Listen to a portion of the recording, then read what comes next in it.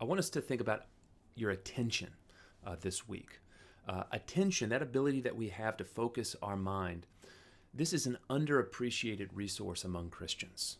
If you've been a disciple of Christ for a while, you've probably heard the verses that talk about renewing the mind. And you know that thinking clearly is important even if you struggle to do it. You have probably also heard some sermons that talk about the importance of the heart, the importance of what we love, how that determines our behavior.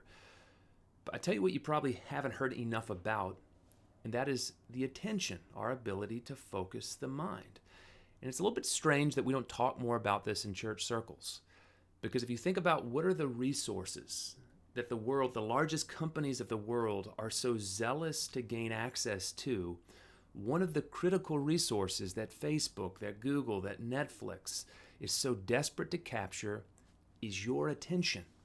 And so we've got to ask the question, let's go ahead and ask it right now, why is this resource so valuable?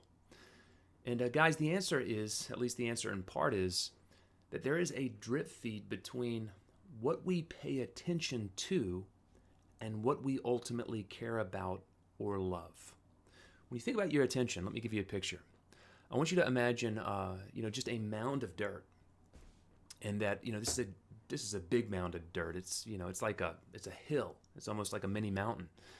But imagine that rain begins to fall on this mound of dirt. And what would happen over time as those raindrops fell is that they would begin to carve little rivulets, little channels.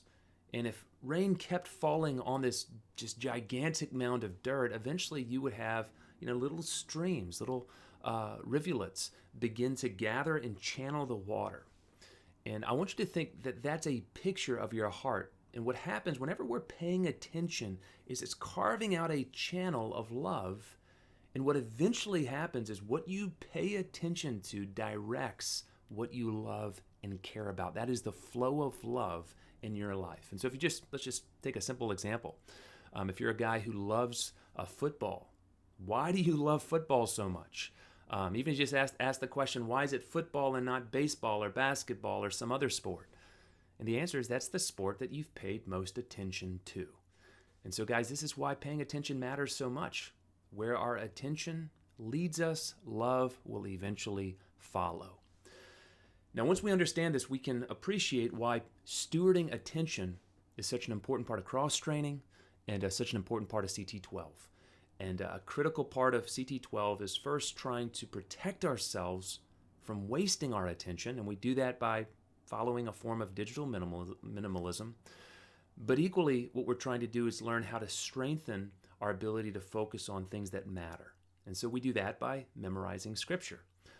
But I want us to do one other thing, and this is going to help us go a little bit further in stewarding our attention.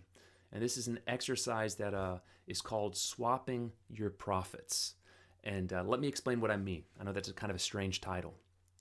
And to understand the nature of this activity, I need you to think of an Old Testament context and the difficulty it would have been to be an Israelite in that Old Testament context. And the reason it would have been so difficult to be a faithful Israelite is there weren't just good prophets. There weren't just those faithful prophets that were representing God and leading people in the direction of righteousness, but that Old Testament world was filled with false prophets, people who were counterfeits, and leading people in the direction of the high places and of Baal, in the direction of unrighteousness.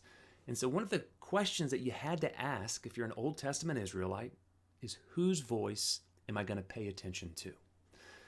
And guys, the world hasn't changed much in 2,000 or 3,000 years. That's the question we've still got to ask. Whose voice am I listening to? And most men and most Christian men are pretty careless when it comes to thinking about who they're listening to. And so here's what the exercise is. Step one is this week, take some time and just take inventory of the voices that are speaking into your life. Think about the podcasts, think about the YouTube channels, think about the talk radio programs. If you like watching the news on TV, you can think about those type of shows as well. You can also think about church and Bible studies and that kind of thing, but get a list and first just write out, who are the voices in my life? Now, step two is do some analysis. Ask yourself the question, are these voices that are really trustworthy? So for example, maybe there's a talk radio figure and you like some of the political views, but if you ask yourself the question, is this a godly person? Do they have a biblical framework? The answer might be no. And so you might ask the question, is that really a voice that deserves to have as much of my attention as they're currently getting? Now, step 3, when you meet next week in a group meeting, take some time and talk about your findings. Ask other guys, what are you listening to? What are the voices that you think you might need to cut out? What are the voices that you would like to pay more attention to?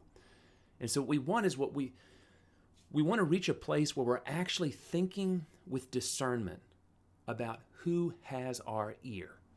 And rather than just following the way of the world and whatever other guys are listening to that same stuff, as Christian men pursuing godliness, we want to find those voices that will lead us in the direction of character, of wisdom, and of godliness. Guys, if you want to grow, you got to steward your attention. And so the hope of CT12 is that we can break some of those habits that you've developed of listening to the wrong voices and to begin to listen to other voices that will lead us in the direction that Christ wants us to go. So let's try to do that this week.